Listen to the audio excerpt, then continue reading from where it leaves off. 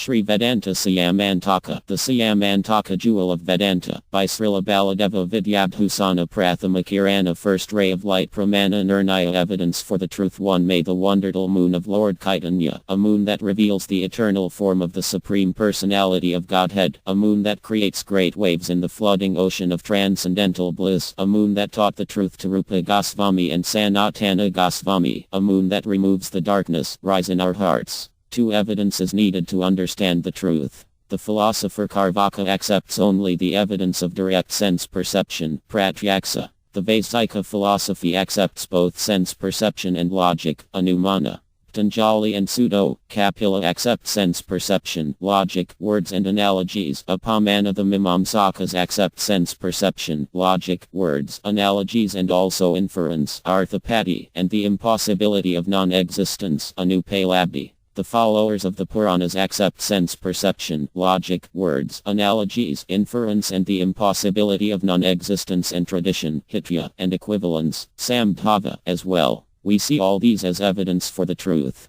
In this way there are 8 kinds of evidence to find the truth. Sense perception, logic, words, analogies, inference, the impossibility of non-existence, tradition and equivalence. 3 in sense perception, which is the lowest kind of evidence. 1 says, I see it with my own eyes, then there is logic. 1 may see smoke rising from a mountain top. Even though 1 cannot see any fire, by logic 1 knows a fire exists. Now we will consider words. Words may be ordinary, such as the statement 5 trees grow on the river bank, or words may also be the words of the Vedas, like the statement they who wish to go to Svargaloka should perform Agnistoma Yana. 1 may also see how one thing is like another. That is called analogy. An example of that is the statement an ox is something like a cow. 1 may also infer one thing from another. Hearing the words, Chubby Devadatta passed the whole day without eating, 1 may infer that perhaps he eats at night. In the impossibility of non-existence, 1 may understand, in this situation it is not possible a pot is not present. In this way 1 surmises the pot's existence. In equivalence 1 may think 10 is automatically included within 100.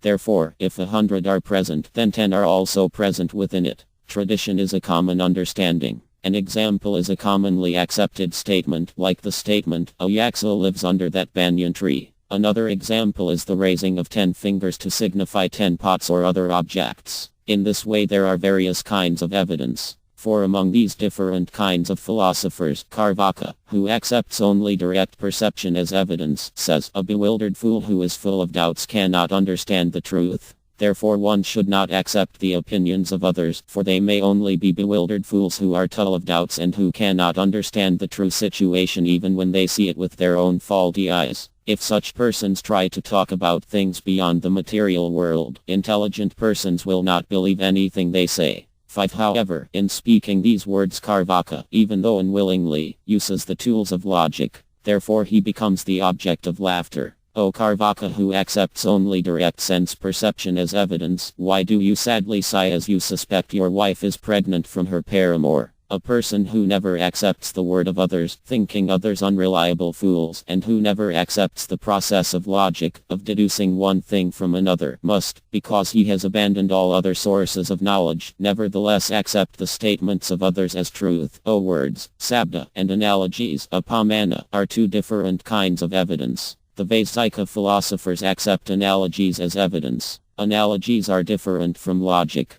This we will explain later. Direct perception, logic, and words are the first kinds of evidence. Analogies and the other kinds of evidence are in a different category, as the Vaisika philosophers say. 7 In analogy an ox may be compared to a cow. The words an ox is like a cow use the tools of logic. An intelligent person must consider how an ox and a cow are similar. This uses logic. Also, this person must have with his eye seen how an ox and a cow are similar. This uses direct perception. Therefore an analogy cannot be considered in a category separate from logic and direct perception. 8 Now inference will be considered. A person who does not eat during the daytime will not remain chubby if he does not eat at night. Therefore the thought his chubbiness is evidence that he eats at night uses the tools of logic. Because this person is chubby, 1 thinks, he must eat at night. If he does not eat at night and again he fasts during the day, then he cannot remain chubby. A person who fasts both day and night cannot remain chubby.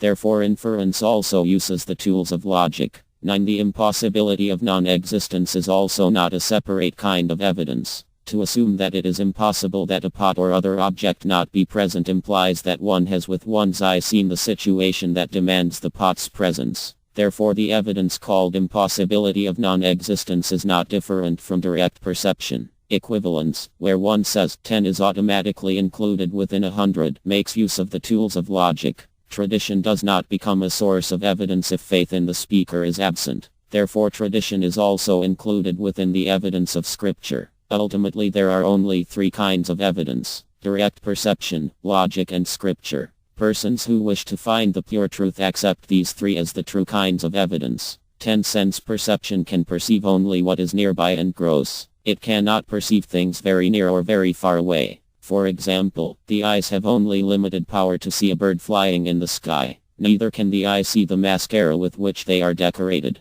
Even gross things, when they are present in the mind, cannot be seen with the external senses. Therefore, one may say, with my eyes one cannot see the thoughts of my mind. Sense perception cannot perceive things that are hidden or eclipsed or overpowered by other things, or invisible, or the original ingredients of a blend. In this way, with the eyes one cannot see the stars in the daytime, for they are overpowered by the sunshine. Nor can one see milk's potential to become yogurt. Nor can one see the clouds raining on the middle of the ocean. Nor one can see the atom. The senses sometimes fail to see even what is very close. For example, it may be said, with his unaided eyes Yonadatta cannot see that his head was shaved by the trick of a magician with mystic powers. Even when it cannot be seen directly by the senses, the truth can often be inferred from certain symptoms. This is the use of logic. In this way, when one sees smoke on a mountain, one may infer the existence of a fire, and when that smoke is followed by a rainfall, one may infer that the rain extinguished the fire.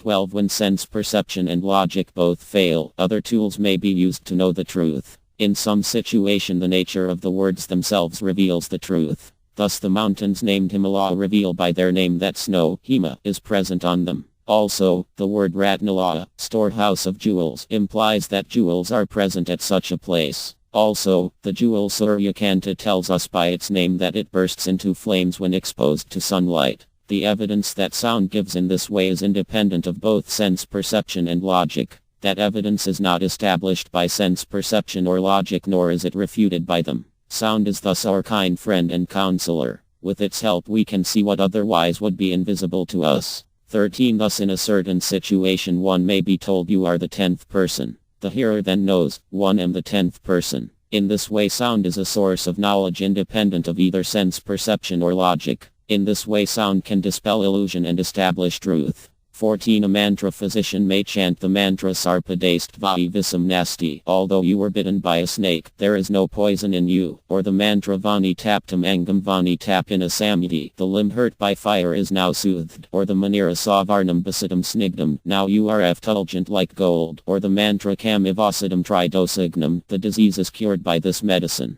The effectiveness of these mantras is manifest by the mantras themselves. That effectiveness is not refuted by sense perception or logic. It is by hearing that one learns fire is the medicine for cold weather. It is by hearing that one learns the properties of diamonds. One cannot understand those properties by ordinary sense perception simply by looking at them. By ordinary logic one may think, diamonds are stones that come from the earth. Stones are cut by iron. Therefore diamonds may be cut by iron. In this way, by mere logic also one cannot know the truth of diamonds. TT is by hearing from a knowledgeable person that one understands diamonds cut iron. As far as they are able, sense perception and logic may be the helpful friends of the evidence that comes from hearing. A person whose head has been shaved by the trick of a magician with mystic powers may not be aware of that fact, but a demigod in the sky may call down to him, it is S0. In the same way one may hear from a knowledgeable person, Tron may cut ordinary stones, but it does not cut diamond, or fire soothes the suffering brought by cold weather, or one may believe the words of a person who says the smoke you saw on the mountain was indeed a fire, and that fire was indeed extinguished by the rain. I directly saw it all myself. When one has no power to see directly, then it is best to hear a description from a reliable person. In this way, for example, from a learned astrologer one hears of one's astrological chart, or of future solar eclipses, or of other like things. 15. Saintly persons accept that hearing the statements of scripture is the best way to attain knowledge. In the Shruti Sastra it is said, L. Ask about the Supreme Personality of Godhead, who is described in the Upanishads. One person who does not know the teaching of the Vedas cannot understand him. When philosophers meet and discuss philosophy, they will never come to a conclusion that will answer their question, a conclusion they will all accept. For this reason, one should know that those questions are answered only in the eternal Vedic scriptures. In the Shruti Sastra it is said, the real truth is described by the words of the glorious eternal Vedas. In the Smriti Sastra it is said, the words spoken by the demigod Brahma in the beginning of creation are the words of the Vedas. Those words have neither beginning nor end. Those words are glorious and spiritual. From those words all the rules of religion have come. Because they are free from the four defect of mistakes, cheating, illusion, and imperfect senses, the words of the Vedas are perfect and faultless. Vidyabhusana, second ray of light, Sarvasvara Tattva Nima, the Supreme Personality of Godhead. 1. Now we will consider the topics of this book. These topics are 5. 1. The Supreme Personality of Godhead. 2. The individual spirit soul. 3. The material nature. 4. Time. And 5. Action, karma. Now the first topic will be discussed. In the Shruti Sastra it is said, the Supreme Controller is a person. That highest person has all powers. He has all knowledge. He is supremely blissful. He has a host of transcendental qualities. The Supreme is full of knowledge and bliss. He is eternal and full of knowledge. He knows everything. He knows everything. His every desire is at once fulfilled. DT is at once fulfilled. He is a person, the highest person. In the Shruti Sastra it is also said, the Supreme Lord is the master of all. He was never born. He will never die. We meditate on the Supreme Personality of Godhead. He is the controller of all other controllers, and he is the greatest of all the diverse planetary leaders. Everyone is under his control. All entities are delegated with particular power only by the Supreme Lord. They are not supreme themselves. He is also worshipable by all demigods and is the supreme direction of all directors. Therefore, he is transcendental to all kinds of material leaders and controllers and is worshipable by all. There is no one greater than him, and he is the supreme causes of all causes. Svetasvatara Upanishad 6.7. Of all that has a cause, he is the cause and the king. No one will ever become a king that rules over him. 2. In the Shruti Sastra it is said, please know that the Supreme Personality of Godhead appears in this world by his own will. He is never born. In the Smriti Sastra, Bhagavad Gita 4.6, Lord Krishna says, although I am unborn and my transcendental body never deteriorates, and although I am the Lord of all living entities, I still appear in every millennium in my original transcendental form. One who knows this truth of the Lord attains liberation. In Bhagavad Gita 4.9, Lord Krishna says, one who knows the transcendental nature of my appearance and activities does not, upon leaving the body, take his birth again in this material world, but attains my eternal abode. O Arjuna. 3. Here someone may protest, is it not true that Brahma, Shiva and the other demigods are also masters of the world? To this we reply, yes, it is true. The demigods are masters because they are very qualified and powerful. Still, Lord Krishna has supreme mastery. He is master of all the demigods. This is confirmed in Svetasvatara Upanishad 6.7, quoted in the preceding paragraph. The demigods are like servants of a king. The servants are vested with some of the king's authority and power. The Shruti Sastras affirm that all the demigods were born from Lord Krishna. In Sri Narayana Upanishad it is said, Lord Narayana, the Supreme Personality of Godhead, desired, let me create some children. Then, from Lord Narayana Brahma was born.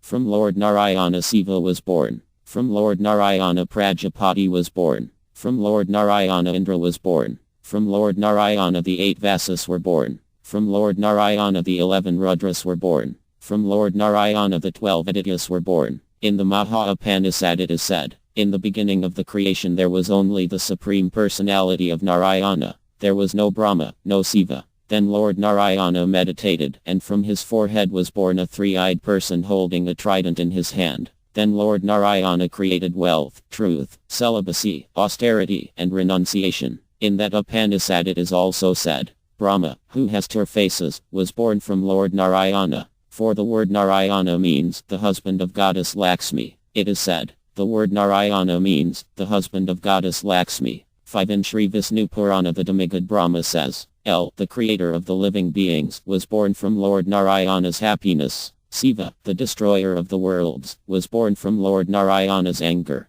From Lord Narayana was also born Lord Vishnu, who is greater than the greatest, and who is the maintainer of the worlds. In the Moksha Dharma, Lord Krishna says, "The patriarchs, Siva and others are created by me, though they do not know that they are created by me because they are deluded by my illusory energy." Registered in the Chandogya, it is said that Siva is the son of Brahma. Obeisance to infallible Lord Siva, who has 3 eyes and who also has a form with 1,000 eyes. He is the master of the worlds and the master of karma. He is an expansion of the creator Brahma. He is Brahma's eldest son. In the Satapatha Brahmana, Astamurta Brahmana, the birth of Siva is described. After 1 year, a child was born. When the child cried, Brahma said, "Child, why do you cry? You were born from my austerities." Then the child said, "One have no sins. Now please give me a name." In Sri Vraha Purana it is said, Narayana is the supreme personality of Godhead, and from him Brahma was born, from whom Siva was born. This relationship, where Siva was born from Brahma, was established in a different kalpa. 6. Here someone may protest. Is it not true that Lord Siva's name Mahesa, Great Lord, is proof that Lord Siva is the supreme personality of Godhead, the master of all? To this I reply, no, it is not as you think. That name has the same meaning as Lord Indra's name Mahendra, Great King. To think the names Mahesa and Mahendra affirm that Siva and Indra are the supreme personality of Godhead is a mistake. It is true that a certain demigod is named Indra, king, and it is true that the Dhatupatha dictionary of verbs affirms Indra means one who has supreme power and opulence. Still, Indra does not have mastery over all. Also, the master he does have he attained by his pious deeds, by performing 100 yanas. Therefore he is also called Satamaka, he who performed 100 yanas. The word Mahadeva is like Indra's name. Its true meaning is he who is the king of the demigods. DT truly testifies to Lord Siva's great power.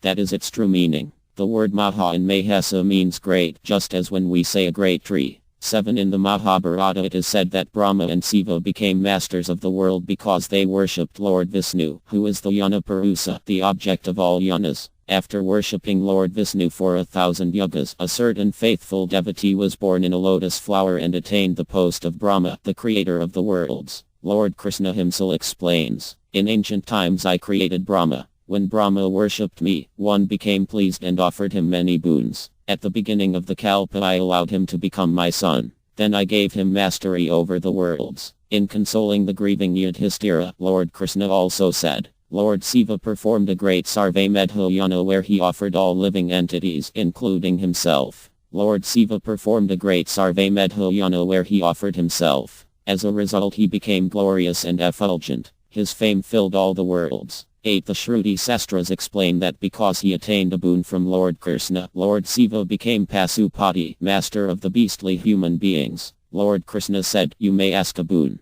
Then Lord Siva said, "Please make me the master of the beastly human beings." That is how Lord Siva became the master of the beastly human beings. 9. In the Padma Purana it is said, again and again Lord Vishnu protected Brahma and rescued the Vedas. In the Smriti Sastras it is said, by chanting Lord Krishna's holy names Lord Siva became free from the sin of killing a Brahmana. In the Matsya Purana Lord Siva says, "Then my eyes red with anger, with my left thumbnail I beheaded that Brahmana." Then the Brahmana said, "Because, even though I was innocent, you still beheaded me, you are now cursed. You will be decorated with skulls." Then Siva said, "Distraught my murder of that Brahmana, I wandered the holy places of the earth. O goddess, then I climbed the Himalaya mountains. There T met glorious Lord Narayana. T begged from him a boon. With his fingernail he touched his own side and from that place a stream of blood flowed. O girl with the beautiful thighs, by Lord Vishnu's mercy I became freed from my troubles. But from that time I have carried 1,000 skulls. They are like a treasure I found in a dream."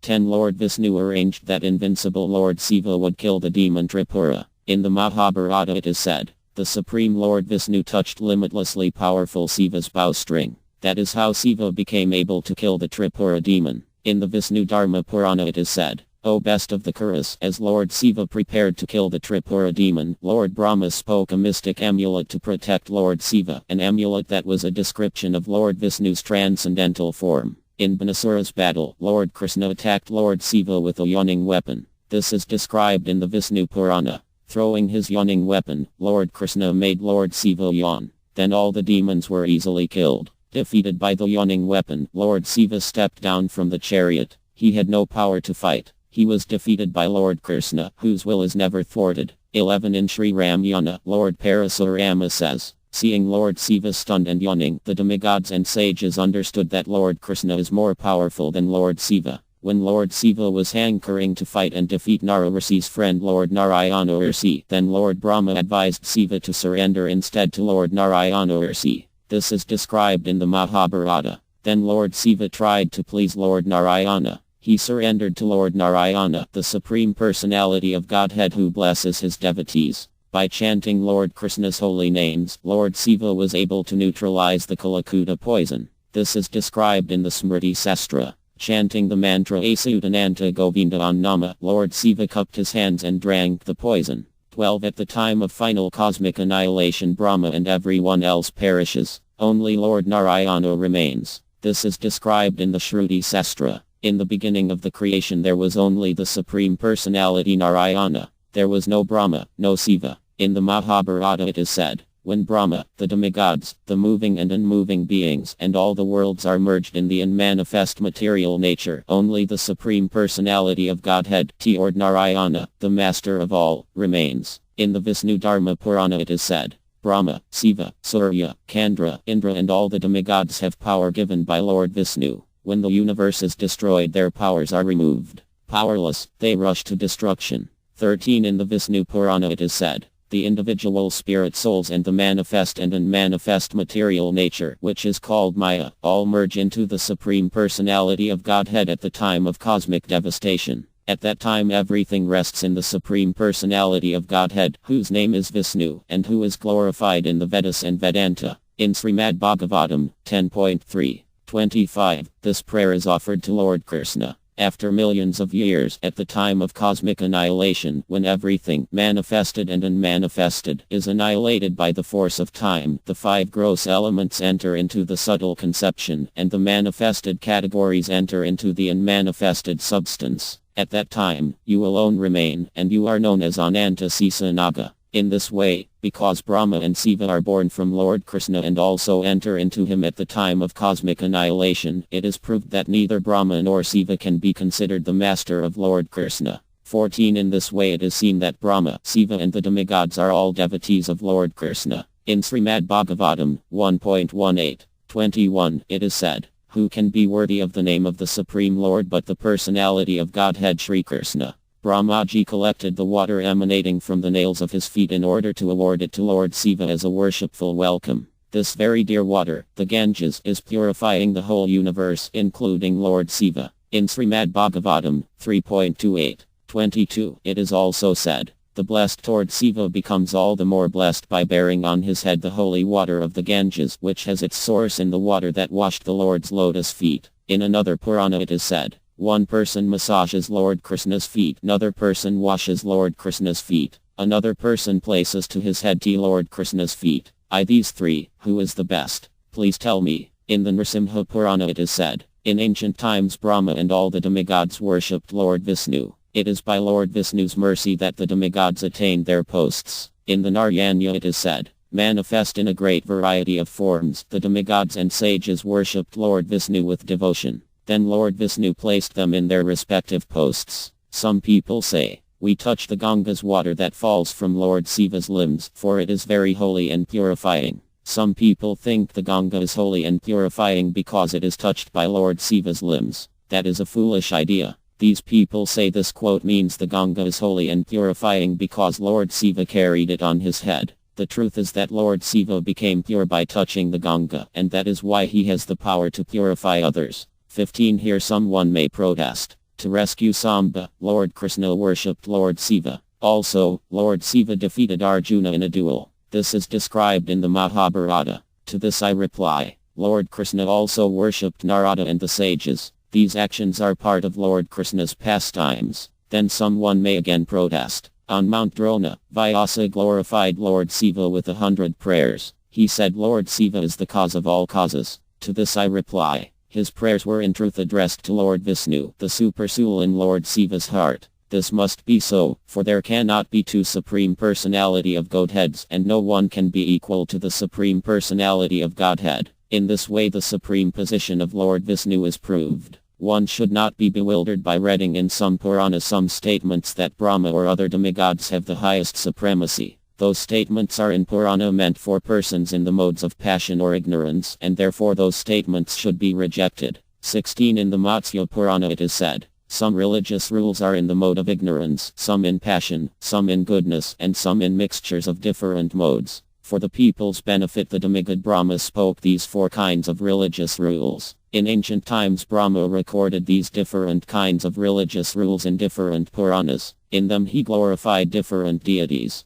In the Puranas meant for persons in the mode of ignorance, Brahma glorified Agni and Siva, and the Puranas meant for persons in the mode of passion, he said the worship of Brahma was better. In the Puranas meant for persons in mixed modes, he glorified the worship of Sarasvati and the Pittas. Finally in the Puranas meant for persons in the mode of goodness, he said the worship of Lord Vishnu is best. Persons who follow the goodness Puranas and become perfect in yoga go to the supreme spiritual abode. 17 In the Karma Purana it is said, in the Puranas the wise sages, considering the present time and circumstances, described numberless religious rituals for the worship of Brahma, Vishnu and Siva. In the religious rituals meant for people in the mode of goodness, the sages said the worship of Lord Vishnu is best. In the religious rituals meant for people in the mode of ignorance, they glorified the worship of Lord Siva. In the religious rituals meant for people in the mode of passion, they glorified Lord Brahma. Manu explains that any Smriti Sastra that contradicts the 4 Vedas should be rejected. He says, any Smriti Sastra that contradicts the 4 Vedas is wicked and useless. Anyone who follows such a Sastra should be considered bewildered by the mode of ignorance. The Puranas in the mode of goodness provide evidence that should be accepted. Any evidence contradicting this evidence should be clearly rejected. They who are wise think in this way. They are not bewildered by any evidence contradicting the Puranas in the mode of goodness. 18 Lord Vishnu has 3 potencies. They are called para, spiritual, ksatana, the individual spirit souls, and maya, illusion. In the Shruti Sastra, Svetasvatara Upanishad 6.8, it is said, Lord Vishnu has various energies. In the Shruti Sastra it is said, Lord Vishnu is the master of the individual spirit souls and the material nature. He is the master of the 3 modes. He delivers the souls imprisoned in the cycle of birth and death. In the Vishnu Purana it is said, the potency of Lord Vishnu is summarized in 3 categories, namely the spiritual potency, the living entities, and ignorance.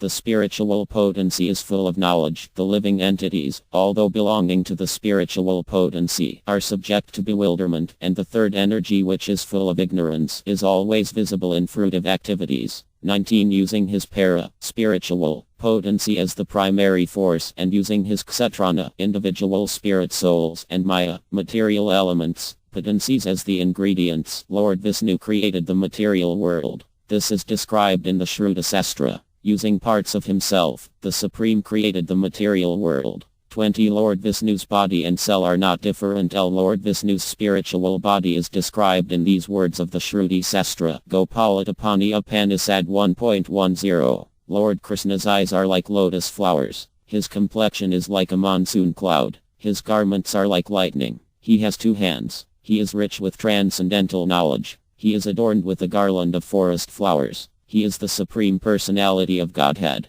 Lord Krishna is the super soul present in every soul in the material world and every atom of material nature. He is described in these words of the Shruti Sastra. Gopalatapani Upanishad 1.38. Krishna is the only Supreme Personality of Godhead. His form is eternal and full of knowledge and bliss. He is full of transcendental bliss. This is described in these words of the Shruti Sastra. Gopalatapani Upanishad. Lord Krishna's transcendental body is full of bliss. 21 Lord Vishnu is not different from his transcendental bliss, knowledge, and other limitless transcendental qualities. In the Shruti Sastra it is said, Lord Vishnu is identical with his transcendental qualities. They are not different from him. Still, by a specific potency of the Lord, his qualities seem to be different from him. 22 One should think, Lord Vishnu's qualities may seem to be different from his self, but in truth they are not really different. One should think, Lord Vishnu may seem, be situated in time, but in truth he is eternal. For him time is forever. Thus Lord Vishnu is not different from any of his attributes. 23 To think, Lord Vishnu is not eternal is an illusion in the same way as to say, this pot I now see does not exist, is to speak the words of a person who is illusioned. To say Lord Vishnu is eternal is not a metaphor. It is not like saying that man is a lion. The words Lord Vishnu is eternal mean that Lord Vishnu will never cease to exist. They mean Lord Vishnu was never born and he will never die. His existence is eternal. Therefore Lord Vishnu is not different from his attributes. If his attributes seem to be different from his self, that is merely seeming. 24 In the Shruti Sastra, Katha Upanishad 2.1.14, it is said, the attributes of the Supreme Personality of Godhead are like rains that fall equally on the mountains and the valleys. One who thinks the Supreme Lord is different from his attributes will fall down. In this way we are forbidden to think the Supreme Lord is different from his attributes. Dharman. The Supreme Lord is not like an ordinary living being who has a host of qualities, all different from his original spiritual identity. The word Dharman is not used in that way in this passage. The Lord's qualities are beyond what others can attain. 25 The impersonalists do not think Lord Vishnu is different from his attributes. Neither do they think Lord Vishnu is the same as his attributes. That is because they think Lord Vishnu is an illusion. 26 If the Supreme has no attributes, then his oneness with everything, being an attribute, will not exist. If he has no attributes, he cannot be on with everything, oneness being an attribute. How, then, can one say the Supreme is different from his attributes? For these reasons it must be accepted that the Supreme has attributes. 27 In this way the Supreme has attributes and he is also one with everything. For this reason he must have more than one state of being. In this way it is proved that the Supreme certainly has attributes. 28 In this way it is known that Lord Vishnu is the Supreme Self. In Bhagavad Gita 10.20, Lord Vishnu declares, I am the Self, O Gudakesa, seated in the hearts of all creatures. By affirming that he is the Self, Lord Vishnu here shows his oneness with all beings. In the Shruti Sastra it is said, Lord Vishnu desired, L will become many, I will father many children. In Srimad Bhagavatam 2.9, 33, Lord Vishnu affirms, Brahma, it is I, the personality of Godhead, who was existing before the creation, when there was nothing but my soul. Nor was there the material nature, the cause of this creation. That which you see now is also one, the personality of Godhead, and after annihilation what remains will also be one, the personality of Godhead. In this way it is seen that Lord Vishnu is the Supreme Self. 29 Because he is the Supreme Self, by surrendering to Lord Vishnu one attains final liberation. Lord Vishnu himself confirms this in the following words, Bhagavad Gita 7.14. This divine energy of mine, consisting of the three modes of material nature, is very difficult to overcome. But those who have surrendered unto me can easily cross beyond it. Lord Vishnu also affirms, Bhagavad Gita 18.55. One can understand the Supreme Personality of Godhead as he is only by devotional service. And when one is in full consciousness of the Supreme Lord by such devotion, he can enter into the kingdom of God. In this way the word I is understood to mean the pure Supreme Personality of Godhead. He is the true doer, the true enjoyer and the true knower. In the Shruti Sastra it is said, Lord Vishnu is the creator and knower of the universes. He is the father of all. He is the supreme doer. He is the great Self. Accompanied by the wise liberated souls, Lord Vishnu enjoys all spiritual pleasures. In Bhagavad Gita 9.26, Lord Krishna says, If one offers me with love and devotion a leaf, a flower, fruit, or water, one will accept it. Here the words Bhakya Prachati indicate that the Lord eats what his devotees voluntarily offer with devotion. The Lord does this by his own wish. As Lord Brahma says, Lord Vishnu is Svechamaya, supremely independent. 30 In the scriptures it is said that the Supreme Personality of Godhead manifests various forms, sometimes with 2 arms, sometimes with 4, and sometimes with 8 arms. His 2-armed form is described in these words of the 8th Arva Veda, Gopalatapani Upanishad. Lord Krishna's eyes are like lotus flowers. His complexion is like a monsoon cloud. His garments are like lightning. He has 2 hands. He is rich with transcendental knowledge. He is adorned with a garland of forest flowers. He is the Supreme Personality of Godhead. The goddess of fortune stands by his side. He has 2 arms, a dark complexion, graceful hair, yellow garments, graceful earrings, and a jewel necklace. He holds a bow. He is peaceful and saintly. In the Taittiriya Shruti it is said, the Supreme Lord has 2 arms and 2 legs. He has 10 fingers and 10 toes. His broad chest is 25 measures. In the Rahasyamna it is said, the handsome Supreme Personality of Godhead has 2 hands. In the Sattvada Sastra it is said, In the spiritual sky dwells the limitless, eternal, peaceful Supreme Personality of Godhead, whose form is made of spiritual knowledge. He has no material form. Out of compassion for his devotees, he shows them his spiritual form. He shows them his great handsomeness, more glorious than many millions of moons. In his two hands, which are marked with the signs of the conch shell and chakra, he holds the three worlds. He gives his devotees the gift of fearlessness. In the Sankarsana Sastra it is said, the Supreme Personality of Godhead is splendid like pure crystal. He has 2 feet and 1 face. With his 2 hands he gives the gift of fearlessness. He turns back the results of karma. 31 Lord Vishnu's four-armed form is described in these words of Visvaksana Samhita. The Supreme Personality of Godhead is the creator and maintainer of all the worlds. His youthful spiritual body is eternal. He is always beyond the material world. He is served by the pure, blissful, untroubled, eternally liberated souls, who stand before him with folded hands. His limbs are dark. He has 4 arms. He is accompanied by the goddesses Shri, U and Neela. His eternal form is decorated with eternal, pure glistening ornaments. He has 5 weapons. He holds the conch shell and chakra. He removes everything inauspicious. In Srimad Bhagavatam 10.3.9 it is said,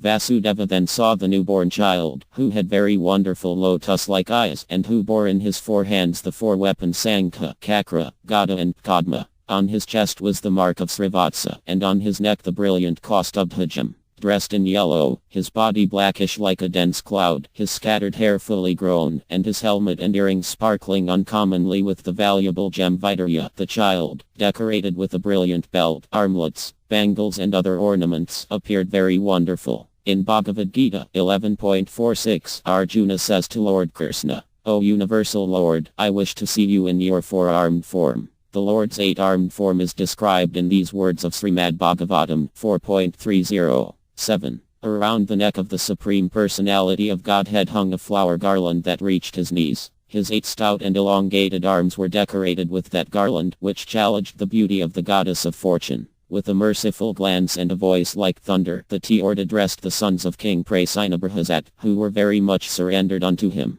In the Ananda Samhita all 3 of these forms are described. Great is the Lord's 8-armed form. Subtle is his 4-armed form. Most exalted is his 2-armed form. One should worship these 3 forms of the Lord. 32 As a Vaidurkya gem, lapis lazuli, manifests different colors when observed from different angles, so the Supreme Personality of Godhead manifests many different forms. Of all these forms, his 2-armed form is the most handsome and has all the Lord's transcendental qualities in completeness. The other forms are not like it. In the Shruti Sastra it is said, the other forms of the Lord are not equal to his 2-armed form. Here someone may protest. The Lord's 2-armed form and other forms are all inferior to his 4-armed form, which stays always in Vaikuntha. To this I reply, that is not an idea fashioned with much thought. In the Mahavraha Purana it is said, all the forms of the Supreme Personality of Godhead are eternal. They are never born and they never die. They are not material. They are all full of bliss and knowledge. They are full of all transcendental qualities and free of any faults. The Katha Upanishad declares that the Lord's 2-armed form is the highest. Any idea that contradicts this is wrong. The Supreme Lord is identical with each of his forms. They are all him. That a certain form of the Lord is his original form, or an expansion of that form, or an expansion of the expansion is determined only by how much of his powers the Lord chooses to display when he manifests that form. Only in that way are some forms of the Lord considered higher and others less high. The great devotees of the Lord declare, the Lord's forms are considered greater or lesser on the basis of how much of his transcendental power the Lord chooses to manifest when he reveals them. 33 The Supreme Personality of Godhead is the husband of the goddess of fortune. In the Yajurveda it is said, Shri and Lakshmi are 2 wives of the Supreme Personality of Godhead. In the 8th Atharva Veda it is said, Obeisances to the Supreme Personality of Godhead, who is the husband of goddess Kamala. Obeisances to the Supreme Personality of Godhead, who is a swan playing in the Manasa lake of goddess Rama's thoughts. Obeisances to the Supreme Personality of Godhead, who holds goddess Rama in his arms. The goddess Shri, Gurdevi, Sarasvati, Lakshmi and Rama will be described later. Here someone may protest. In the Shruti Sastra it is said, the Supreme is one. He is not many. This shows that Lakshmi and the other goddesses must be manifested from the illusory potency Maya. Lakshmi, Sarasvati and the other goddesses do not have forms of spiritual goodness like the spiritual form of the Supreme Personality of Godhead. To this foolish, bewildered idea I reply, as heat is inseparable from fire, so the potencies of the Lord are inseparable from him. They share his nature. They are perfectly spiritual. This is described in the Shruti Sastra. The Lord's potency is spiritual. In this way it is understood that Lakshmi, Sarasvati, and the other goddesses that have a relation to the Supreme Lord are all spiritual. In the Vishnu Purana it is said, "May Lord Vishnu, who is supremely pure, who is the super soul in the hearts of all beings, and who is the husband of the spiritual goddess of fortune, be merciful to us." In the Skanda Purana it is said, "The Lord has a material potency and a spiritual potency. The material potency manifests an external form of dull matter. Goddess Shri is the Lord's spiritual potency. She has a spiritual form. She takes shelter of Lord Vishnu." In the Skanda Purana, Gastwara it is said, "I offer my respectful obeisances to Goddess Sarasvati. She rests on Lord Krishna's chest. She is a goddess very dear to Lord Krishna. She is eternal, her complexion is fair, and she brings auspiciousness." In this way the protest is answered. 34 Here someone may again protest. In the Shruti Sastra it is said, "The Supreme is one. He is not many." This proves that the Supreme is impersonal and has no attributes. To this I reply, please don't think in that way. These words of the Shruti Sastra mean that nothing exists that does not have a relationship with the Supreme Lord. For example, the goddess of fortune's relationship with the Lord is described in these words of scripture. "O Supreme Lord, Goddess Shri is yours, and Goddess Lakshmi is also yours." Lakshmi, Sarasvati and the other goddesses all have different forms. This is described in the Vishnu Purana. Sandhya, Ratri, Prabha, Buddhi, Medha, Shraddha and Sarasvati are included among the goddesses. In the Vishnu Purana, 1.12.69 is also said, "O Lord, you are the support of everything. The three attributes Hladini, Sandhini and Samvit exist in you as one spiritual energy. But the material modes, which cause happiness, misery and mixtures of the two, do not exist in you, for you have no material qualities." Thus the Lord's spiritual potency is manifested in three ways. The Samvit potency is Goddess Sarasvati. The Hladini potency is Goddess Lakshmi. It should be known that of the two goddesses mentioned here, the first mentioned actually comes second, thus Sarasvati follows Lakshmi.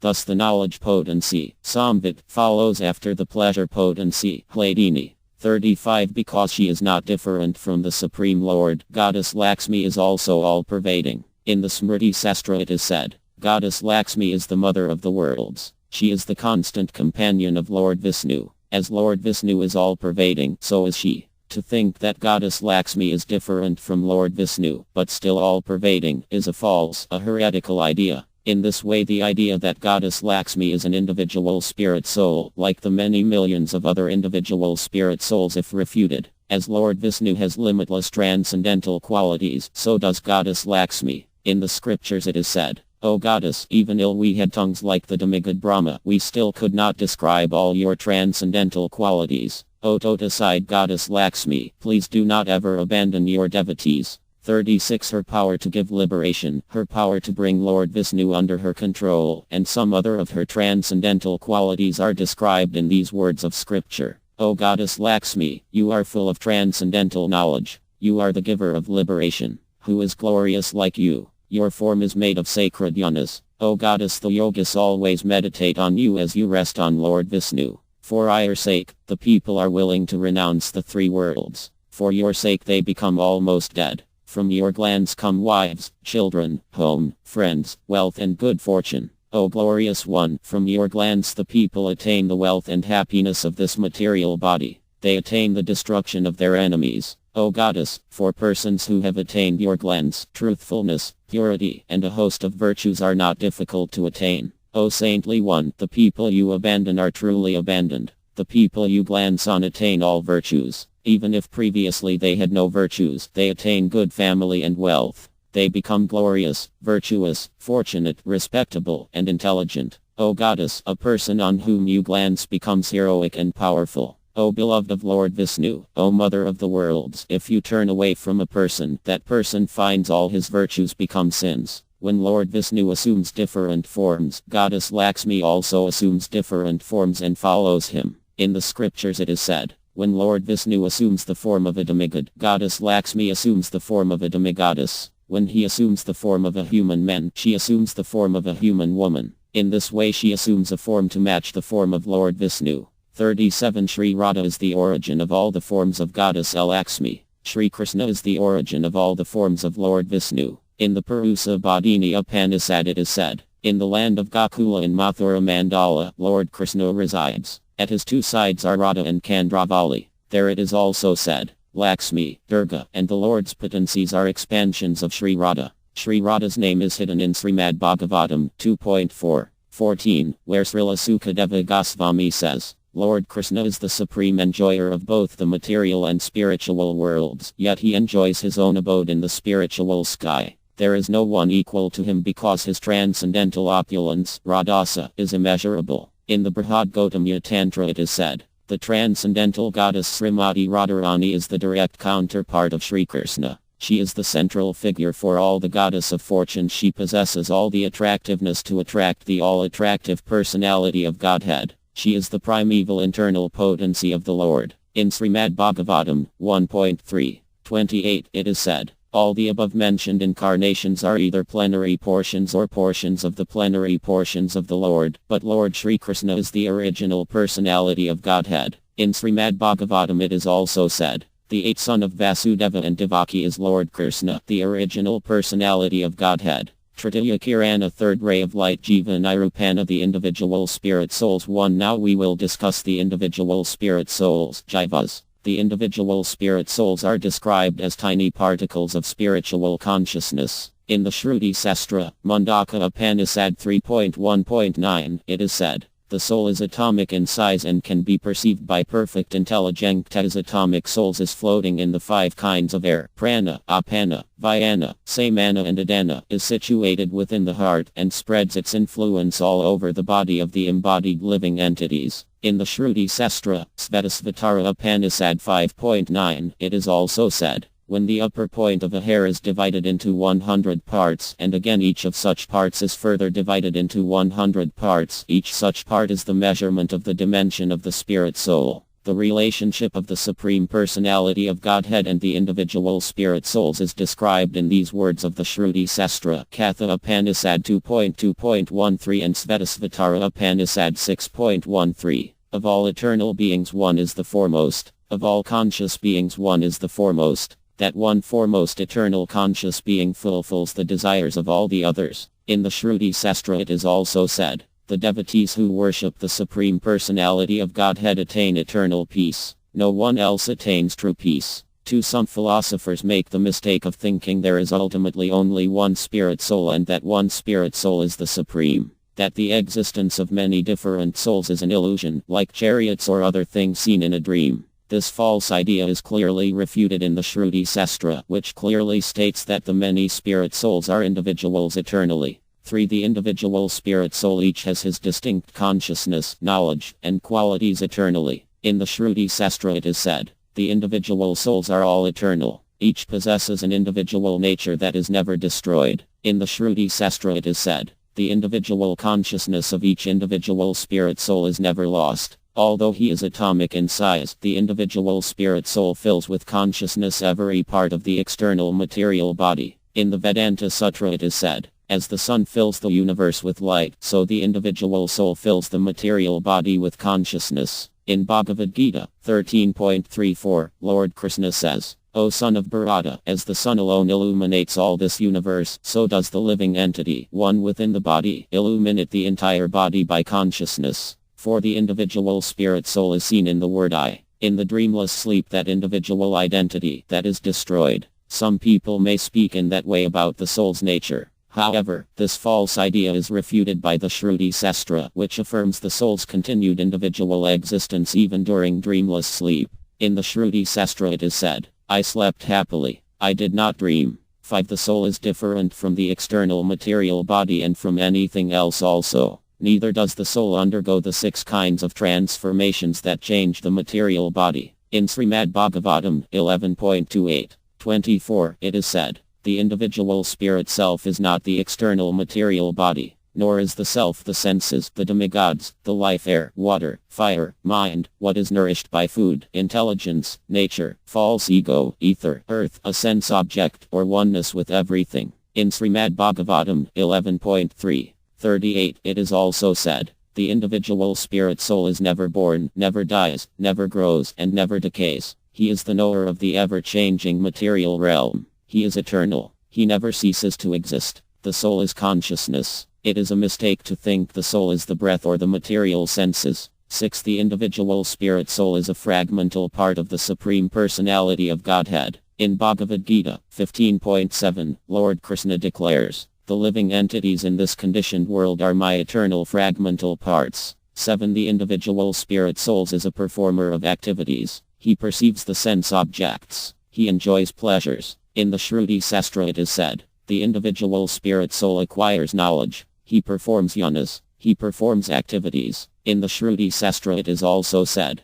the individual spirit soul enjoys what he desires. Some philosophers think the individual spirit soul is the highest doer, the highest knower, the highest enjoyer. This idea is a foolish mistake. The Supreme Personality of Godhead alone is the highest doer, knower and enjoyer. In Mahabharata, Vanaparva, Yamara tells Maharaja Samaka, the Supreme Personality of Godhead is alone the highest doer, knower, and enjoyer. No one else ever becomes a doer, knower, or enjoyer like him. 8. Here someone may protest. Activities always bring sufferings, and therefore it is not possible for any spiritual being to be a doer of activities. That is the message of the Shruti Sastra. To this T reply, it is not as you think. Material activities, like the Darsa and Purnamasa yanas, are certainly troublesome. But the spiritual pastimes of the Lord and his associates never bring trouble or suffering. 9 passages from the Shruti Sastra that seem to prove the soul is ultimately inactive do not in truth prove it. The soul's nature is seen always to be active, and therefore a condition where no activity is ever performed is not possible for the soul. To be active is part of the soul's nature.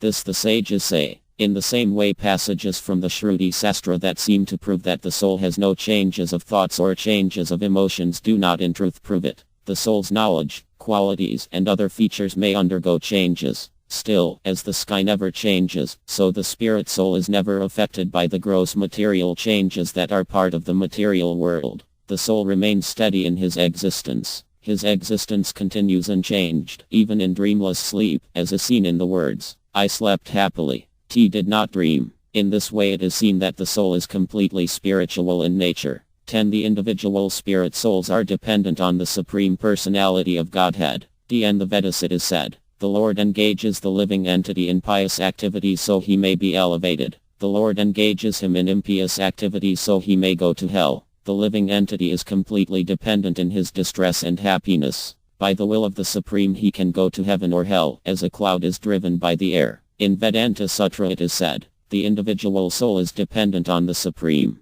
That is confirmed in the Shruti Sastras. 11. The individual spirit souls are all servants of the Supreme Personality of Godhead. In the Padma Purana it is said, the individual spirit souls are all servants of Lord Krishna. They are never servants of anyone else. Here someone may protest. The individual spirit souls cannot ultimately be eternal servants of Lord Krishna, for the souls are by nature formless, impersonal, and devoid of any qualities. This truth is seen in the teachings of the scriptures. To this I reply, no, it is not as you think. To be a servant of Lord Krishna is the original nature of the individual spirit soul. As butter is extracted from cream by churning, and as fire is extracted from wood by friction, so the individual spirit soul's original nature of being a servant of Lord Krishna is manifested by following the teachings of the scriptures. 12. By worshipping the spiritual master the individual spirit soul attains devotional service to Lord Krishna. In this way he attains the true goal of life.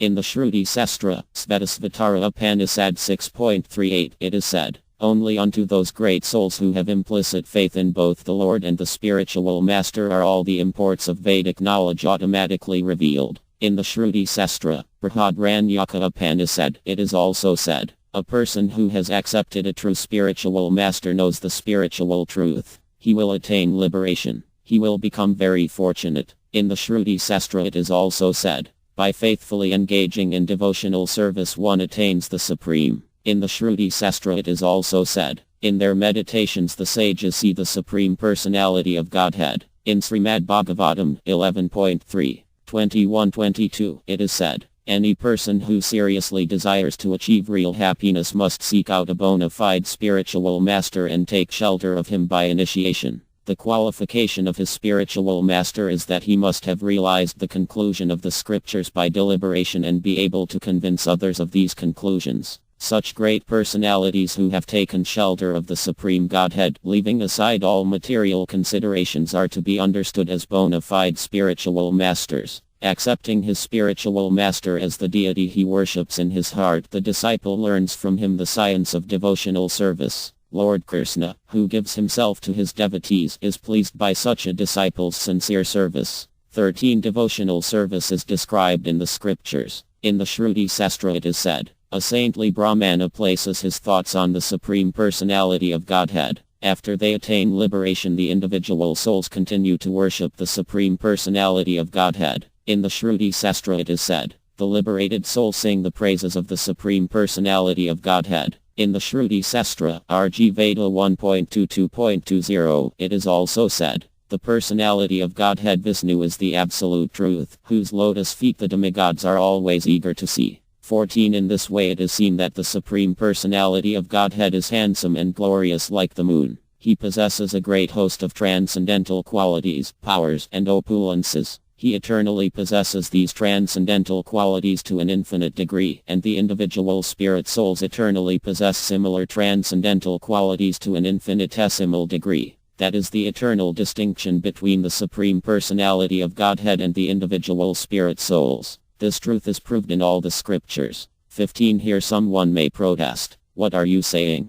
Never have I heard anything like this. You say the individual spirit soul is different from the Supreme. In the Shruti Sastra it is said, O Supreme Lord, I am you. What you are I am. You are that. In the Shruti Sastra it is also said, everything is the Supreme. Who sees whom? When he attains liberation, the individual soul and the Supreme are no longer different. Because the difference between them is only an illusion, anyone who thinks they are different is a fool to be rebuked. In the Shruti Sastra, Katha Upanishad 2.1.10, it is said, anyone who sees the soul and the Supreme as different, attains after his death another life and another death in this world. In the Shruti Sastra it is also said, a person who thinks what is inside himself is different from the rest of the world supposedly outside himself attains only fear in this world. 16. To this I reply, it is not as you think. In the Shruti Sastra, Svetasvatara Upanishad 4.6 and Mundaka Upanishad 3.1.1, it is said,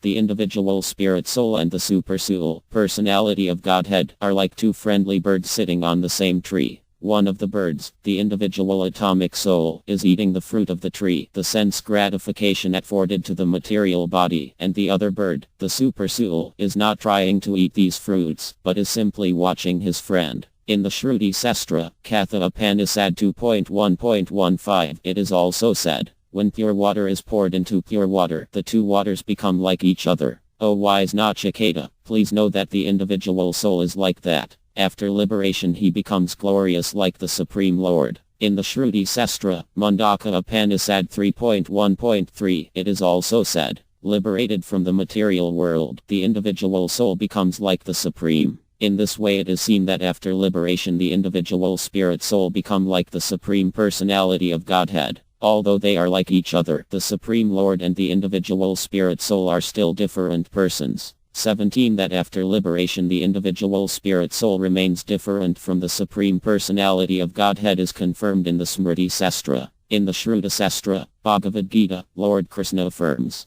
by becoming fixed in this knowledge one can attain to the transcendental nature which is like my own nature. Thus established, one is not born at the time of creation nor disturbed at the time of dissolution. In the scriptures it is also said, the individual spirit soul, whose nature is like that of the Supreme Lord, meets the Supreme Lord. The meaning here is that the individual spirit soul has a spiritual nature like that of the Supreme Lord. If one interprets these words to mean that the individual soul merges into the Supreme Lord, one should know that interpretation is contradicted by the scriptures in many places. Thus your interpretation of Katha Upanishad 2.1.10 and your assertion that anyone who thinks the individual spirit soul and the supreme are different is a fool worthy to be rebuked are false ideas, lies that should be rejected by the wise, lies that contradict the clear teachings of the scriptures. 18. Some persons may believe that the scripture passage beginning with the words Tvam Vam Asmi Bhagavo describes a situation where the individual spirit soul and the supreme are not different. The truth, however, is that the supreme is the all-pervading supreme master, and the individual spirit souls are always dependent on him.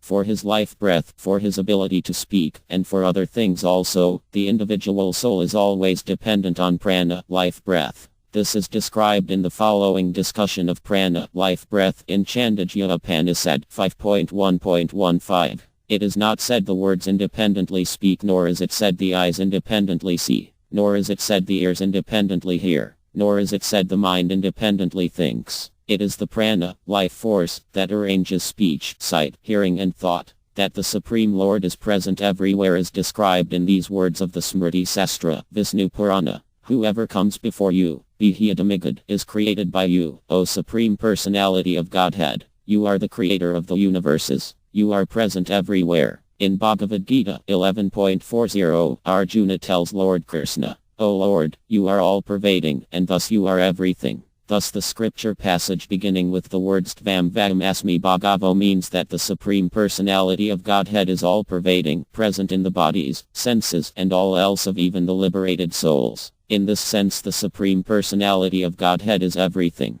Any other interpretation of that scripture passage is useless. 19. Here someone may protest. One may accept or not accept an indirect interpretation of the scripture passage beginning with the words Tvam Vam Asmi Bhagavo. Still, one should ignore all varieties of qualities that begin with the Supreme's all-pervasiveness and the individual soul's minuteness, and instead think only of consciousness. Because they are both consciousness, the Supreme and the soul are the same. To this I reply, that is a foolish suggestion. You cannot simply choose to ignore the eternal qualities of the Supreme Lord and the individual souls. Anyway, you cannot say anything about the Supreme, for you think the Supreme is beyond the description of words. 20. Here the protester may say, in the Shruti Sastra, Taittiriya Upanishad 2.4.1, it is said, words cannot describe the Supreme, nor can the mind understand him. Therefore, the Supreme cannot be described. To this I reply,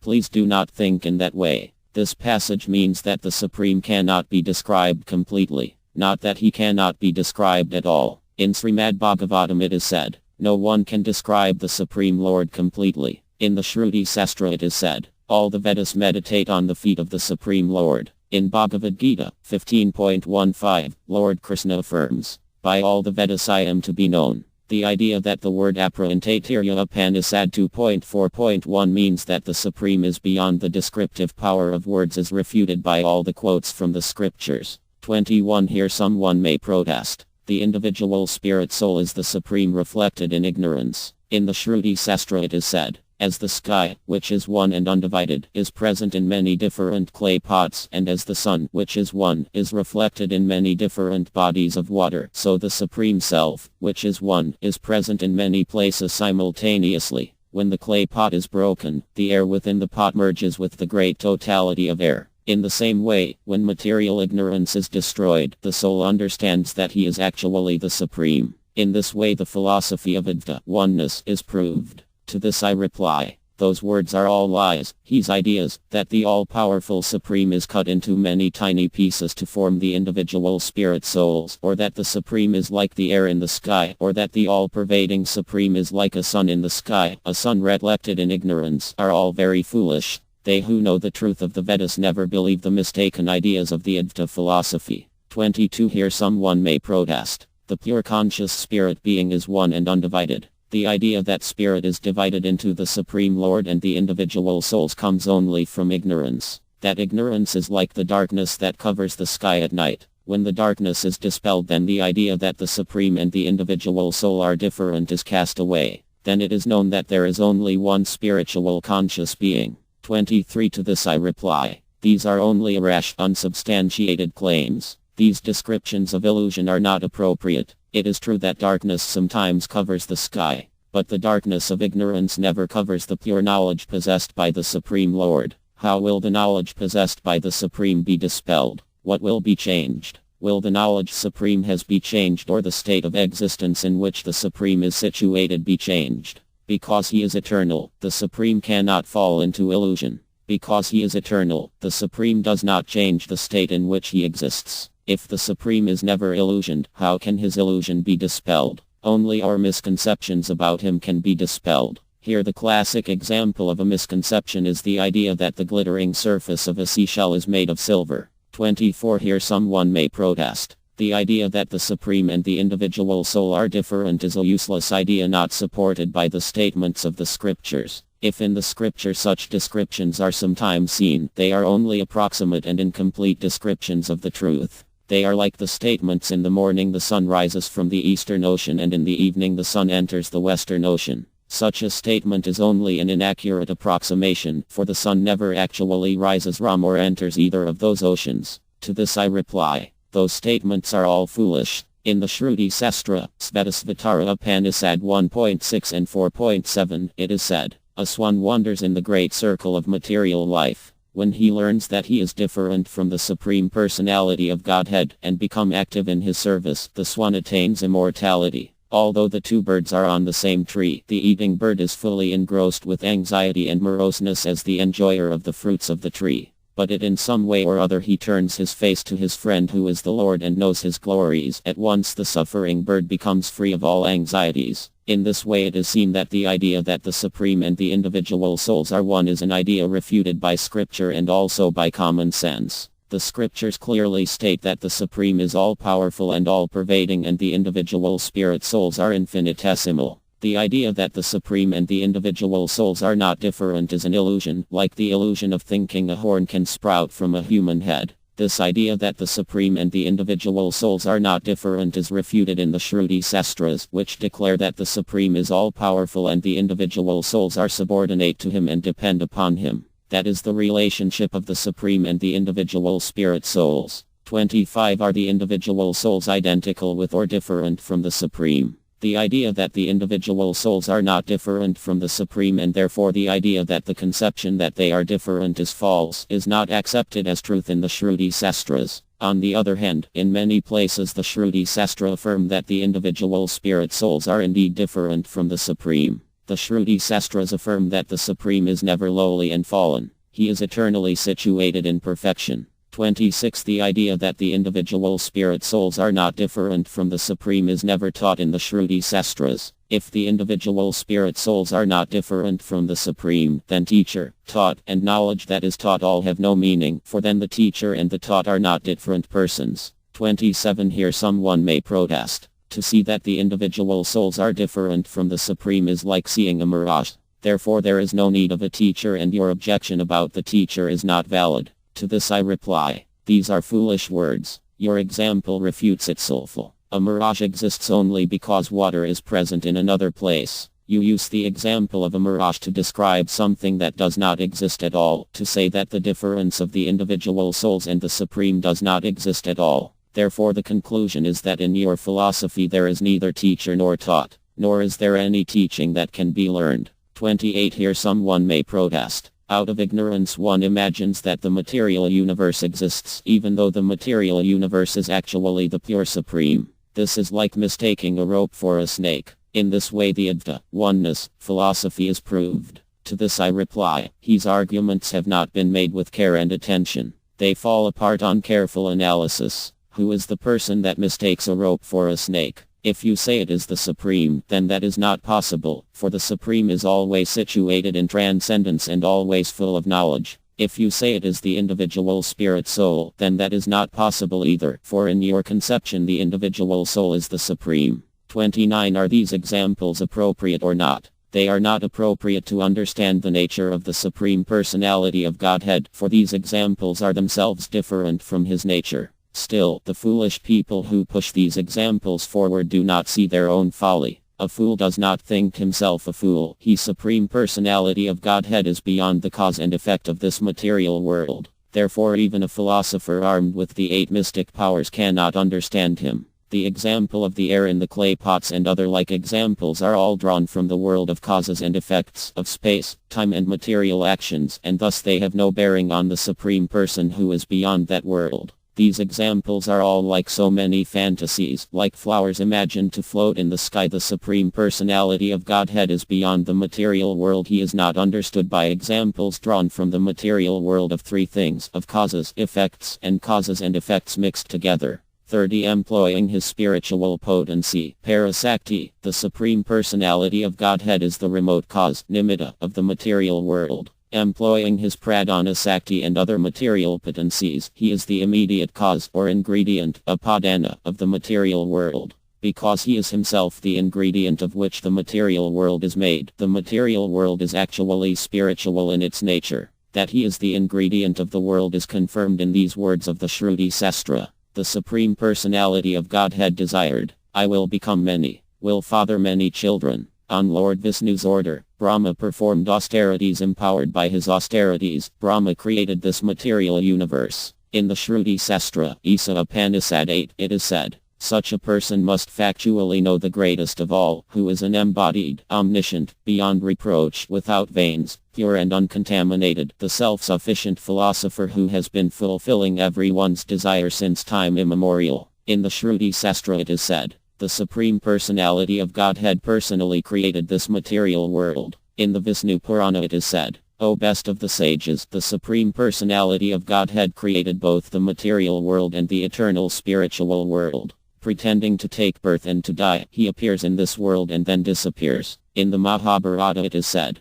the Supreme Personality of Godhead is real. Austerity is real. The demigod Brahma is real. From the real Supreme Personality of Godhead the many living entities are born. Therefore the material world filled with living entities is reality. In the Shruti Sastra it is said, the Supreme Personality of Godhead is one without a second. The Supreme Personality of Godhead remains hidden in the material world. He is like a green bird that flies into a green tree, and is thus very difficult to find among the foliage. In this way it is proved that the material world is real, for it was created by the supremely real Supreme Personality of Godhead. The idea that the material world is unreal is thus defeated. As the Shruti Sastra explains, the Supreme Personality of Godhead desired, I will become many, will father many children. 31. If someone asks, how did the Supreme fall into the illusion of thinking himself an individual spirit soul? Then he reply, he never fell into illusion. He is supremely independent. When he appears in the material world he does so only by his own will, and he never becomes bewildered about his own identity.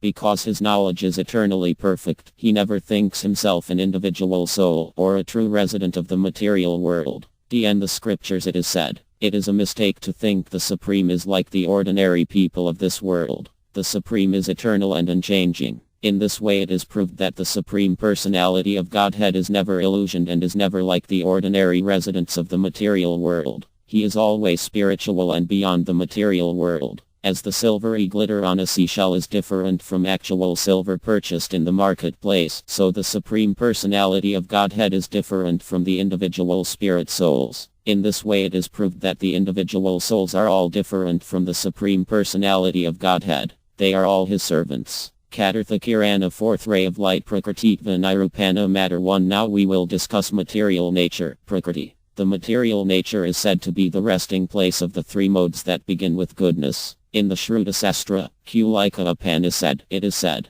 material nature is like a cow. She never had a beginning. She is the mother of all living entities. She is black, white, and red. She is a cow whose milk fulfills all of Lord Vishnu's desires. In the Smriti Sastra it is said, material nature consists of the three modes. She is the mother of the material universes. She is never born and never dies. She is eternal and unchanging. She is said to be field where the conditioned souls perform their actions. Material nature manifests the three modes. The modes are sattva, goodness, rajas, passion, which is the cause of passion and suffering, and tamas, ignorance, which is cause of madness and laziness. As death comes when the three elements bile, mucus and air are in perfect equilibrium, so the material universe becomes destroyed when the three modes is upset and some modes become more prominent than the others. The Mahatattva and the other ingredients of the material universe become manifest. When the modes are in equilibrium, the material universe is destroyed, and when the equilibrium is broken, the material universe is created.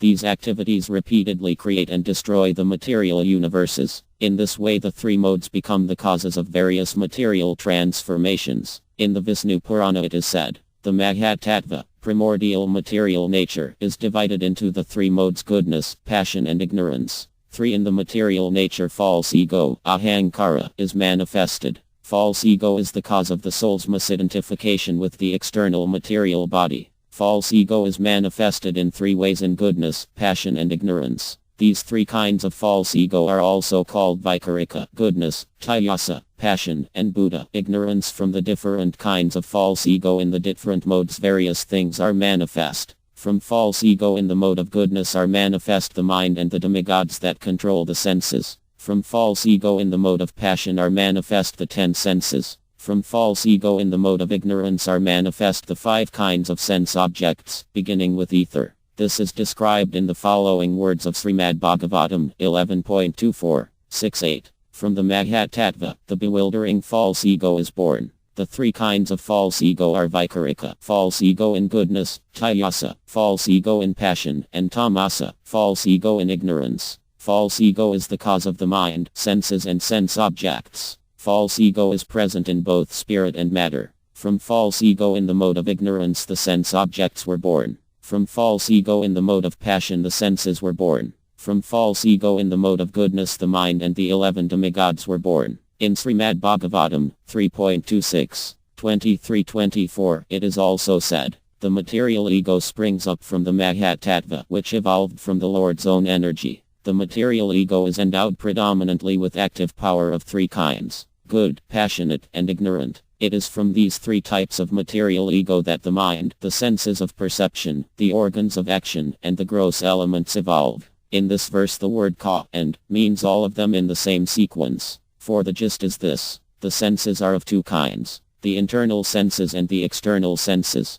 The internal senses, the mind, which is composed of false ego in the mode of goodness, performs the activities of accepting and rejecting and is situated in the heart. According to the different natures of its different thinking processes, this internal sense is called by the names mind, intelligence, and false ego. When it is directed toward material things, the mind becomes the cause of material bondage. In the Shruti Sastra it is said, the mind is the cause of both bondage and liberation. An impure mind is filled with material desires. A pure mind is free of material desires. The mind is also the performer of remembering and other like activities. 5. The external senses are composed of false ego in the mode of passion. The external senses are of 2 kinds, the knowledge-acquiring senses and the active senses. The knowledge-acquiring senses are 5. They are the ears, skin, eyes, tongue and nose. The sense that perceives sound is called the ear. In human beings and other creatures the sense of hearing resides in the ear. In snakes it resides in the eyes. The sense that perceives touch is called the skin.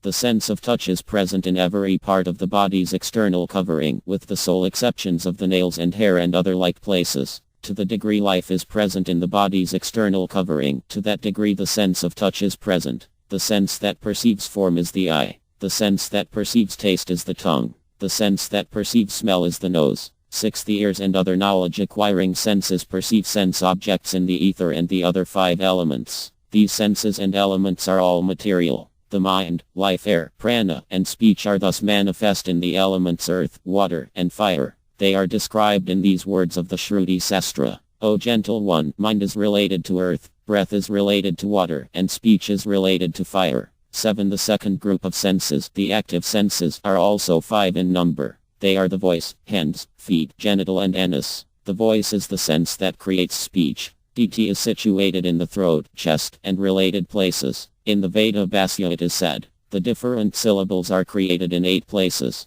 the chest, throat, head, tongue, teeth, nose, lips and palate. Because they do not have the same abilities to create a variety of sounds in these 8 places, cows and other creatures do not have the power of speech. Another of these working senses is the sense that creates various objects, like crafts or art. In human beings and many other creatures this sense reposes in the hands and fingers. In elephants this sense reposes in the trunk. The next sense is the sense of moving from one place to another. In human beings and many other creatures this sense reposes in the feet. In snakes this sense is in the chest, and in birds it is in the wings. The next sense is the sense of removing impurities from the body, a sense that resides in the anus. The last of these senses is the sense for providing a specific intense pleasure. This sense resides in the genitals. The genitals also discharge urine. 8 From false ego in the mode of goodness, Candra and the other demigods that control these 14 senses are manifested. Among these deities Brahma, Shiva and Vishnu govern the intern senses of mind, intelligence and false ego. In this way the living entities are able to make decisions, become resolute, identify their identity, and think. The Dikpalas, Maruts, Surya, Vruna, and the Asvini Kumaras govern the ears, skin, eyes, tongue and nose respectively. In this way the living entities are able to perceive sound, touch, form, taste, and fragrance. Agni, Indra, Upendra, Yama, and Prajapati govern the voice, hands, feet, anus, and genitals respectively. In this way the living entities are able to speak, grasp things, move about, defecate and enjoy a specific intense pleasure. Q. From false ego in the mode of ignorance are manifest first the 5 sense objects and then the 5 gross material elements. First the false ego in the mode of ignorance and then the gross material elements are manifest. Then they are transformed into the sense objects, which are called the 10 matras. As milk is transformed into yogurt, and as a newly conceived embryo is transformed into a child, so the gross elements are transformed into the sense objects. The gross elements are called Buddhas. The sense objects are subtle, and the elements are gross. 10. The sequence in which the gross elements are manifest is described in a number of different ways. It is said that from the Supreme Lord ether was manifest. From ether air was manifest. From air the next elements was manifest, and so on. In this way the Shruti Sastra describes the creation of the gross material elements. In the Sabala Upanishad it is said, from false ego the 5 gross sense objects are manifest. From the sense objects the 5 gross elements are manifest.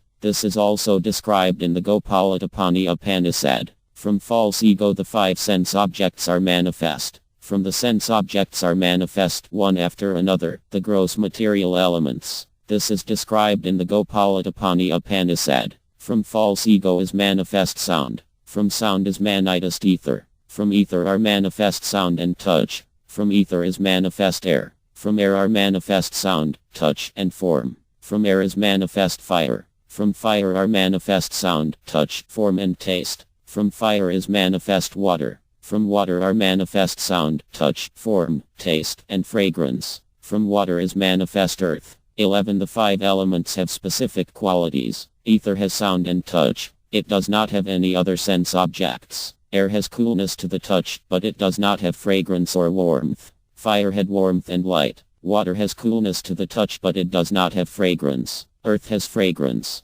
12. After the gross elements were created, the sense objects were manifested within them. After creating them, Lord Vishnu, the personality of Godhead, divided the 5 gross material elements into 2 parts. Then he divided them again, so now there were 4 parts. In this way he divided the gross material elements. In the scriptures it is said, the Supreme Personality of Godhead divided the 5 material elements each into 2 parts. Then each of those parts he divided again. Then he looked at how he had divided the 5 elements. 13. Then the 14 planetary systems were manifested from the 2 material elements. The 7 upper planets, namely Bur, Bhuvar, Svar, Mahar, Janas, Tapas and Satya were manifested. The 7 lower planets, namely Atala, Vitala, Sutala, Rasatala, Talatala, Mahatala, and Patala were also manifested. From them the 4 types of material bodies of the living entities, bodies born from wombs, from eggs, from perspiration and from seeds, were manifested.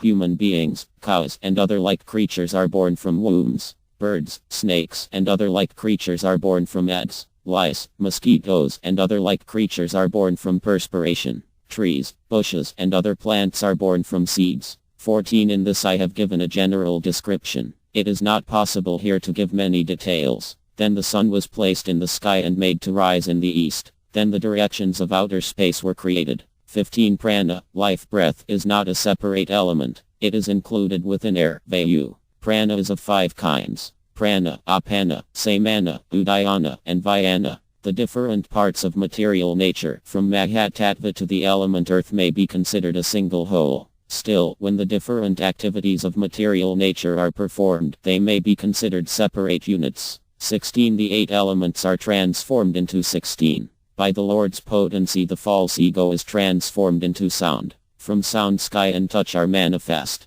From touch air and form are manifest. From form fire and taste are manifest. From taste water and fragrance are manifest. From fragrance earth is manifest. The 5 sense objects, namely sound, touch, form, taste and fragrance are manifest before the 11 senses. He sense objects are manifest, one filter the other, in the gross material elements. In ether only one sense object, namely sound, is manifest. In air sound and touch are manifest. In fire, sound, touch and form are manifest. In water sound, touch, form and taste are manifest. In earth sound, touch, form, taste and fragrance are manifest. In the Smriti Sastras the 5 sense objects are sometimes considered collectively as a single unit. Then again they are also considered separately. The sense objects are considered the origin of the gross material elements. Therefore they are different from the gross elements. Thus the material nature, Prakriti, Mahatattva, false ego, 11 senses, 5 sense objects, and 5 gross elements are said to be the 24 material elements. 17. Material nature, Mahatattva, false ego and the 5 gross material elements are the ingredients of the gross material body. The 11 senses are like jewel ornaments placed on the gross material body. The 5 sense objects, 11 senses, and prana are said to be the ingredient of the subtle material body. 18. Controlled by consciousness, the material body is manifested, performs actions, and finally comes to an end. In the body are perceptions and activities, but, as the wife is controlled by the husband, the perceptions and activities are under the control of the consciousness. The material body is made of Prakriti and the other material elements. It has no other ingredients. The material body is like a ball of earth. It is not different from a clay pot or other like thing. In this way the components of the body are counted. It is not otherwise. Within the body are both its cause and its effect. They are not different. He logicians say cause and effect are different, are like the warp and woof of a loom. That is not true. They are not divided in that way. The Sankhya philosophers say the cause and effect are different and not different. That is not true either, for it contradicts the statements of scripture. Therefore the conclusion is that the cause and effect are not different. Pankamakirana 5th ray of light Kala Tattva Nirupana Time 1. Now we will discuss time. Time is a specific material element that is independent of the 3 modes of nature. It consists of past, present and future, and it has simultaneity, delay, speed, and other aspects. It is the cause of the material universe's creation and destruction. It is like a turning wheel, a wheel that has spokes beginning with second and ending with eons. It is described in the following words of the Shruti Sastra. Lord Vishnu is the controller of time. He knows everything. He has all transcendental qualities. In Srimad Bhagavatam, 10.3, 26, it is said, O inaugurator of the material energy, this wonderful creation works under the control of powerful time, which is divided into seconds, minutes, hours and years. This element of time, which extends for many millions of years, is but another form of Lord Vishnu. For your pastimes you act as the controller of time, but you are the reservoir of all good fortune. Let me offer my full surrender unto your lordship. In the Smriti Sastra it is said, the material universe is like a wheel. Time is like a wheel. Time is powerful and eternal. In the Shruti Sastra it is said, before the material universe was manifested, time existed. O gently one, before the material universe was created, time existed. Time acts everywhere. In the Shruti Sastra it is said, there is no place in the material world where time is not present. Time controls the material world. Still, time itself is under the control of the Supreme Personality of Godhead. This is confirmed by the passage beginning in Akalikala in the Shruti Sastra and also by Srimad Bhagavatam 10.3, 26. Both passages quoted above. Time has no power in the spiritual world. In Srimad Bhagavatam 2.2, 17, it is said, in that transcendental state of labdopasanti there is no supremacy of devastating time, which controls even the celestial demigods who are empowered to rule over mundane creatures. Sastakirana 6th ray of light Karma Tattva Nirupana Action 1. Now we will discuss karma, action.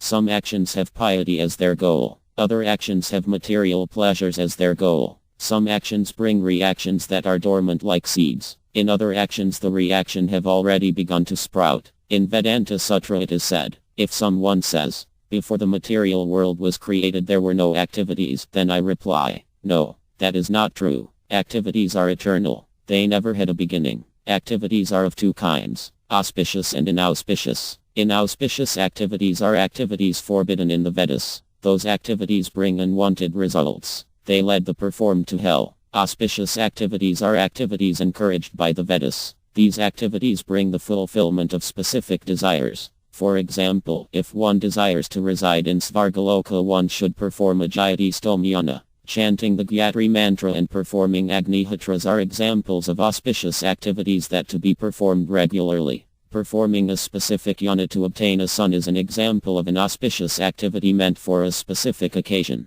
Performing a Kandrayana fast is an example of an auspicious activity meant as a penance to atone for a sin. In this way there are many kinds of auspicious activities. A person who desire to attain liberation should avoid the forbidden activities, for they will become stumbling blocks on the path to liberation. Auspicious activities should always be performed, for they purify the heart and mind.